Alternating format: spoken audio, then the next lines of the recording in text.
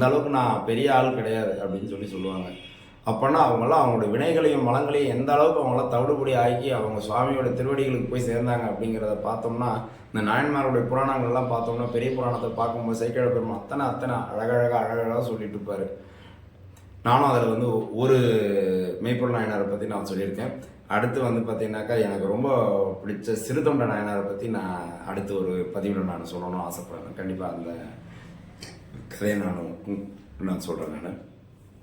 So வினைகள் அப்படிங்கிறத பற்றி நம்ம பார்த்தோம். இந்த வினைகளுக்கான காரணம் அப்படின்னு பார்த்தீங்கன்னா மலங்கள் தான். நான் தான் அப்படிங்கிற ஒரு கர்வம், நான் செஞ்சதுனால தான் அப்படிங்கிற ஒரு மாயை, இந்த மாதிரி நானே அப்படிங்கிற அந்த அகம்பாவம், இந்த மாதிரி நீ இருக்கிற அப்படின்னு சொன்னாக்கா கண்டிப்பாக வாழ்க்கையில் நம்ம அடுத்தபடி எடுத்து வைக்கிறதுன்றது ரொம்ப ரொம்ப கஷ்டம்.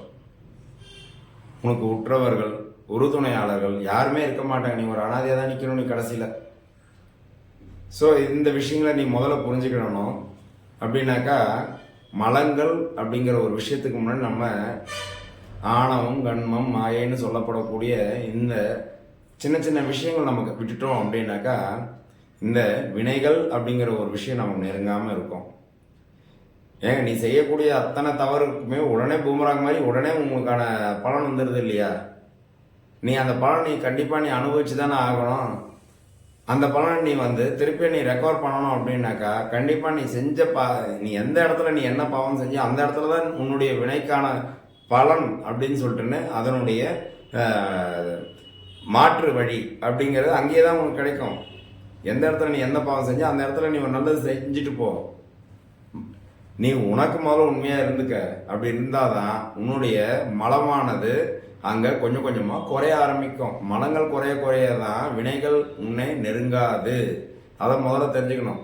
மலங்கள் அப்படின்னும் பொழுது பார்த்தீங்கன்னாக்கா இந்த மலங்கள் சும்மா சாதாரணமான ஒரு விஷயம் இல்லைங்க. ஒரு மனுஷனை ஆசையை கூட்டுறது இந்த மலங்கள் தான். ஆசையே அழிவிற்கு முதல் படி. இந்த ஆசை அப்படிங்கிறத நாம் குறைக்கணும் அப்படின்னா நாம் பக்தி அப்படிங்கிற ஒரு நெறிக்குள்ளே நம்ம போகணும். பக்திங்கிற ஒரு நெறிக்குள்ளே போகும்போது அன்பு, காருண்யம் அப்படிங்கிற ஒரு சில விஷயங்கள் நமக்குள்ளே தானாகவே எழுந்துள்ள செய்யும். இந்த அன்பு, காருண்யம் அப்படிங்கிற இந்த விஷயத்துக்குள்ளே போகும்பொழுது நமக்குள்ளே இருக்கக்கூடிய இந்த வினைகள் அப்படிங்கிறது கொஞ்சம் கொஞ்சமாக குறைய ஆரம்பிக்கும். காருண்யம் பெருக்க தான் சிவம் அப்படிங்கிறது நமக்குள்ளே எழுந்துள்ள செய்யும். சிவம் எழுந்தள்ள செய்யும் பொழுது நீங்கள் அன்பின் உருவாகவும் அன்பின் வெளிப்பாடாகவும் தெரிவிங்க. ஸோ எப்படியெல்லாம் இந்த காருண்யம் அப்படிங்கிற விஷயத்தை நீங்கள் பார்க்கணும். இந்த மலங்கள், வினைகள் இரண்டும் மனிதனுக்கு தேவையில்லாத ஒன்று. இந்த வினைகளையும் மலங்களையும் அழித்து இந்த உடல் எம்பெருமானை அடைய வேண்டும் என்றால் உடனுரை அம்பாளுடைய திருவருளை நாம் கண்டிப்பாக பெற வேண்டும். ஸோ அந்த அருளை பெற்று எம்பெருமான் என்கின்ற பொருளை நாம் பற்றணும். நல்லா தெரிஞ்சுக்கணும். எம்பெருமான்கின்ற இந்த பொருளை நம்ம பற்றணும்னா அந்த உண்மையாருடைய திருவருளை நாம் கண்டிப்பாக பெறணும். இது எல்லாத்துக்கும் நமக்கு முதல்ல அதோமுகன் அப்படின்னு சொல்லப்படக்கூடிய ஆறுமுக பெருமானுடைய திருவருள் நமக்கு இருந்தால் மட்டும்தான் இந்த மாதிரி விஷயங்களுக்குள்ள நாம் நுழைய முடியும்.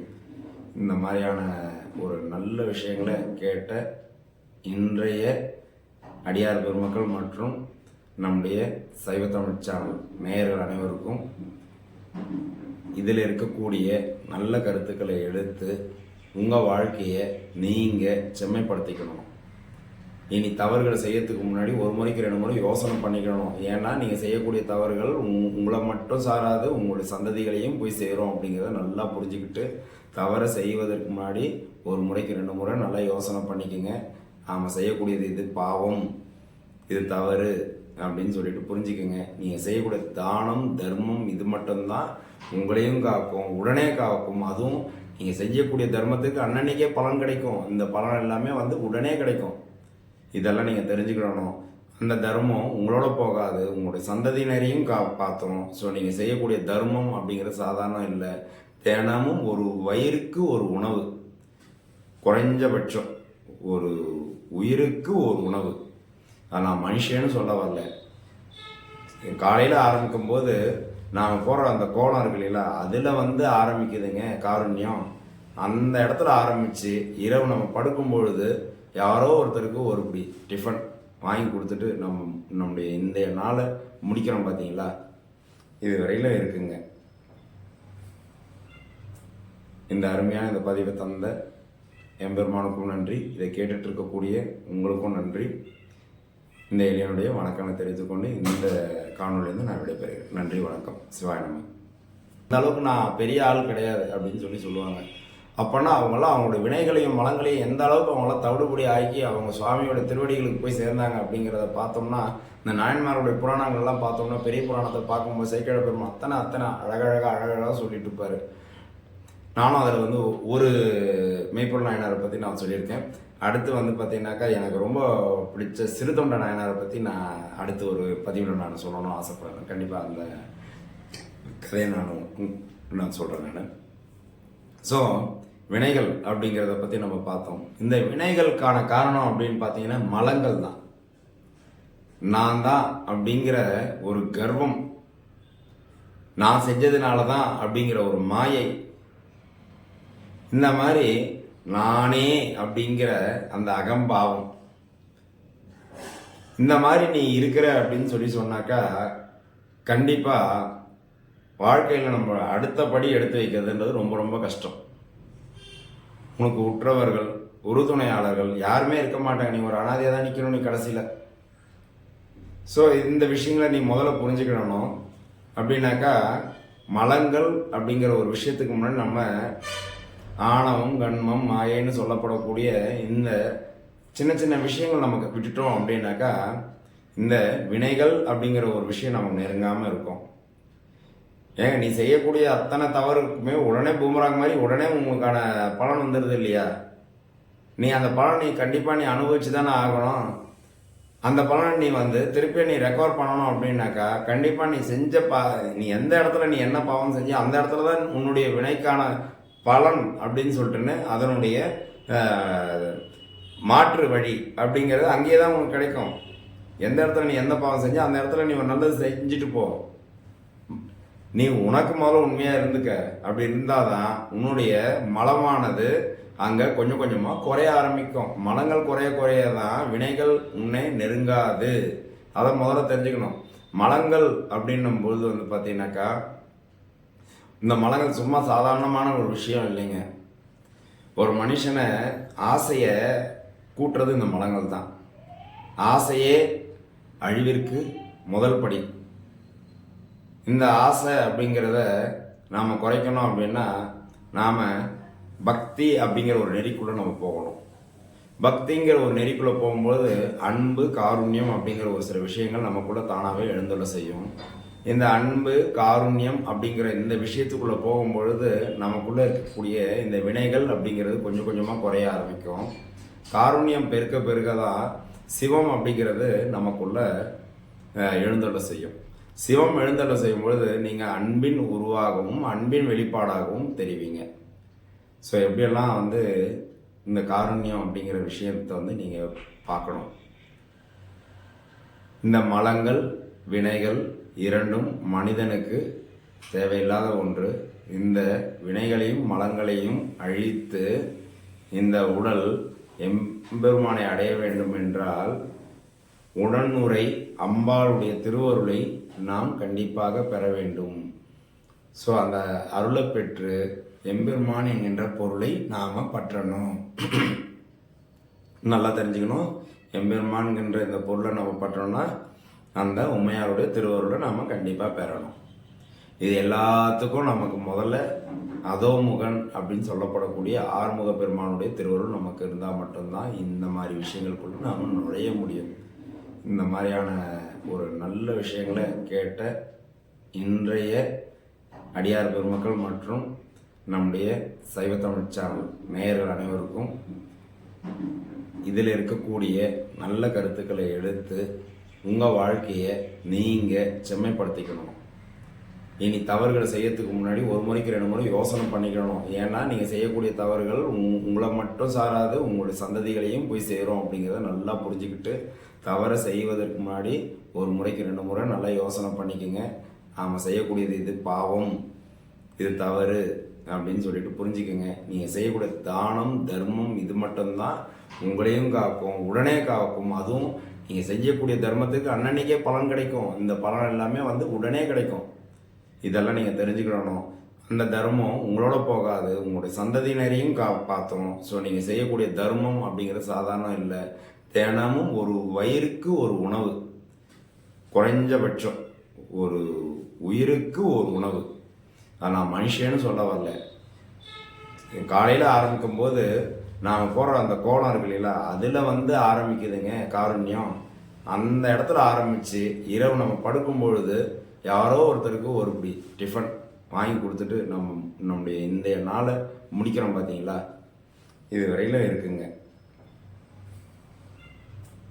இந்த அருமையான இந்த பதிவை தந்த எம்பெருமானுக்கும் நன்றி. இதை கேட்டுட்டு இருக்கக்கூடிய உங்களுக்கும் நன்றி. இந்த எளியனுடைய வணக்கத்தை தெரிவித்துக்கொண்டு இந்த காணொலியிலிருந்து நான் விடைபெறுகிறேன். நன்றி, வணக்கம். சிவாய நம. வாளால் மகவறிந்து ஊட்டவல்லேன், ஒரு மாது சொன்ன சூழால் இளமை துறக்கவல்லேன், நாளாரில் கண்ணெழுந்து அப்பவல்லேன். இதற்கான அர்த்தம் என்ன அப்படின்னு சொல்லி பார்த்தீங்கன்னாக்கா, வாளால் மகவு அறிந்து ஊட்டவல்லேன். சிறுதொண்ட நாயனார் பார்த்தீங்கன்னாக்கா அவருடைய குழந்தைய தன்னுடைய மனைவி கையில் அவங்க மடியில் போட்டுக்கிட்டு அவங்க தலையை பிடித்து கொண்டு இவர் அவருடைய அந்த குழந்தைய பெற்ற அந்த மனைவி, இவருடைய கணவர், இவர் அப்பாவானவர் கழுத்தை அறுத்து அந்த குழந்தையுடைய கறியை சமைச்சு ஒரு அடியாருக்கு உணவு கொடுக்கணும். இதெல்லாம் எப்படியாப்பட்ட ஒரு கொடுமையான விஷயம்னு பார்த்துக்குங்க. அதாவது அவர் அடியாருக்கு உணவு கொடுக்கணும் அப்படின்றதுக்காக அகோரி வேடத்தில் அந்த சிவபெருமான் எந்த மாதிரியான உணவை எப்படி கேட்குறாருன்னா, உன் பிள்ளை சிரிச்சுக்கிட்டே வரணும், அந்த பிள்ளையோட சம்மதத்தின் பேரில் உன்னுடைய மனைவி தன்னுடைய அந்த குழந்தைய மடி மேலே போட்டுக்கணும், அவள் தலையை பிடிச்சிக்கணும், நீ என்ன பண்ணணும்னா அந்த கழுத்தை அறுத்து இதில் நீ எனக்கு சமைச்சு எனக்கு இந்த உணவு கொடுக்கணும். வாளால் மகவ அறிந்து ஊட்டவல்லேன், ஒரு மாது சொன்ன சூழால் இளமை துறக்கவல்லேன். திருநீலகண்ட நாயனாருடைய கதை பார்த்தீங்கன்னாக்கா எப்படியெல்லாம் பாருங்க. திருநீலகண்ட நாயனார், இந்த திருநீலகண்ட நாயனாருடைய கதையில் பார்த்தீங்கன்னாக்கா ஒரு பொண்ணை பார்த்துட்டார். அவருடைய இளம் வயசில் ஒரு பொண்ணை பார்த்துட்டார். மனைவி நான் இருக்கும்போது நீ இன்னொரு பெண்ணை எப்படி பார்க்கலாம் அப்படின்னு சொல்லி ஒரு கேள்வி கேட்ட காரணத்தினால அவர் இதோடு என்னை எந்த மங்கையை நான் இனி நினைக்க மாட்டேன் அப்படின்னு சொல்லிட்டார். அதோட அவருடைய வயது முடிகிற வரைக்கும் அவருடைய மனைவியையும் தொடக்கூடாது அப்படிங்கிற அந்த மனைவி வாங்கின அந்த சாபத்திற்கும் சேர்ந்து இனி என்னை நீ தீண்டக்கூடாது அப்படின்னு சொல்லி அவருடைய இளமை முழுமையாக அவர் இழந்தார், திருநீலகண்ட நாயனார். இதே மாதிரி கண்ணப்ப நாயனார் பார்த்தீங்கன்னா நாள் 6 நாளில் ஒரு உருவம், அந்த உருவம் என்னன்னு தெரியாது, ஆனால் அந்த உருவத்தின் மேலே ஒரு அன்பு, அந்த அன்பை செலுத்தினார். அன்பை செலுத்தின அந்த டெய்லி அன்பை செலுத்தக்கூடிய இந்த இடத்துல திடீர்னு அந்த உருவத்துலேருந்து ரத்தம் வருதுன்னா உடனே அடடா இது என்னடா இது ரத்தம் வருதே அப்படின்னு சொல்லி இதுக்கு என்னடா வழி அப்படின்னு சொல்லி பார்க்குறாரு. பார்க்கும்பொழுது பார்த்தீங்கன்னாக்கா இந்த ரத்தத்தை நிறுத்தணும்னா இந்த ரத்தத்தை நிறுத்தத்துக்கு இந்த இடத்துக்கு தேவையானது வைக்கணும் அப்படின்னா கண்ணை வச்சா கண்ணுக்கு கண்ணு சரியாக போடும் அப்படின்னு சொல்லிட்டுன்னு அந்த கண்ணை இவருடைய கண்ணை கொத்தி அந்த கண்ணை அந்த இடத்துல வச்சார். நம்ம தான் ரொம்ப திறமையாக வேலை காட்டுவார். உடனே என்ன செஞ்சார், இவரோட பரிசோதனை செய்யறது தானே நம்முடைய எம்பெருமானோட வேலை. இவர் மட்டுமா அடியார் பெருமக்களையும் பரிசோதனை செஞ்சுட்டு இருக்கிறது தான் இவருடைய வேலை. அருமையாக இன்னொரு வேலை செஞ்சார். இந்த கண்ணில் வர ரத்தத்தை நிறுத்திட்டாரு, இன்னொரு கண்ணில் இன்னொரு திருப்பி ரத்தத்தை வர வச்சார். இப்போ என்னடா பண்ணுவேன் அப்படின்னு சொல்லிட்டு சரி பார்த்துக்கலாவா அப்படின்னு சொல்லிட்டு நான் உன் மேலே வச்ச அன்பு என்ன கொஞ்சமா அப்படின்னு சொல்லிட்டுன்னு எடுத்தாருப்பார் இன்னொரு கண்ணை. சரி கண்ணை எடுக்கிறேன், எந்த இடத்துல இப்போ கண்ணை எடுத்த பிறகு உடனே அதுக்கு ஒரு வழி, தன்னுடைய கால் விரல் அந்த விரலை எடுத்து கண் இருந்த இடத்துல கரெக்டாக பாயிண்ட் அவுட் பண்ணி காலில் அவருடைய கட்டை விரல அவருடைய கண் இருக்கக்கூடிய இடத்துல வச்சுட்டார். வச்சுட்டு இவருடைய இன்னொரு கண்ணை எடுத்து அந்த இடத்தாண்டு வைக்கிறதுக்கு போகிறாரு.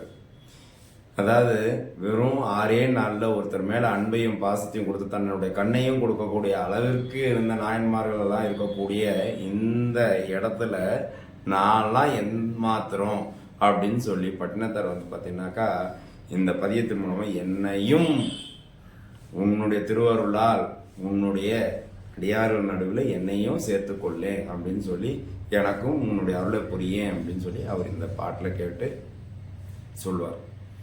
இந்த அளவுக்கு நான் பெரிய ஆள் கிடையாது அப்படின்னு சொல்லி சொல்லுவாங்க. அப்போனா அவங்களாம் அவங்களோட வினைகளையும் மலங்களையும் எந்த அளவுக்கு அவங்களாம் தவிடுபடி ஆக்கி அவங்க சுவாமியோட திருவடிகளுக்கு போய் சேர்ந்தாங்க அப்படிங்கிறத பார்த்தோம்னா, இந்த நாயன்மாருடைய புராணங்கள்லாம் பார்த்தோம்னா, பெரிய புராணத்தை பார்க்கும்போது சேக்கிழ பெருமாள் அத்தனை அழகழகாக சொல்லிட்டு இருப்பாரு. நானும் அதில் வந்து ஒரு மெய்ப்பொருள் நாயனாரை பற்றி நான் சொல்லியிருக்கேன். அடுத்து வந்து பார்த்தீங்கன்னாக்கா எனக்கு ரொம்ப பிடிச்ச சிறுதொண்ட நாயனாரை பற்றி நான் அடுத்து ஒரு பதிவில் நான் சொல்லணும்னு ஆசைப்படுறேன். கண்டிப்பாக அந்த கதையை நான் சொல்கிறேன் நான். ஸோ வினைகள் அப்படிங்கிறத பற்றி நம்ம பார்த்தோம். இந்த வினைகளுக்கான காரணம் அப்படின்னு பார்த்தீங்கன்னா மலங்கள் தான்.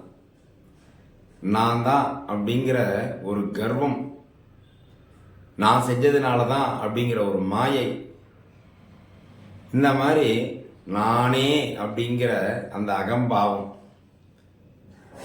இந்த மாதிரி நீ இருக்கிற அப்படின்னு சொல்லி சொன்னாக்கா கண்டிப்பாக வாழ்க்கையில் நம்ம அடுத்த படி எடுத்து வைக்கிறதுன்றது ரொம்ப ரொம்ப கஷ்டம்.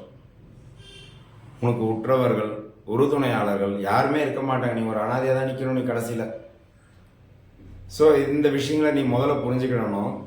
அப்படின்னாக்கா மலங்கள் அப்படிங்கிற ஒரு விஷயத்துக்கு முன்னாடி நம்ம ஆணவம் கண்மம் மாயைன்னு சொல்லப்படக்கூடிய இந்த சின்ன சின்ன விஷயங்கள் நமக்கு விட்டுட்டோம் அப்படின்னாக்கா இந்த வினைகள் அப்படிங்கிற ஒரு விஷயம் நமக்கு நெருங்காமல் இருக்கும்.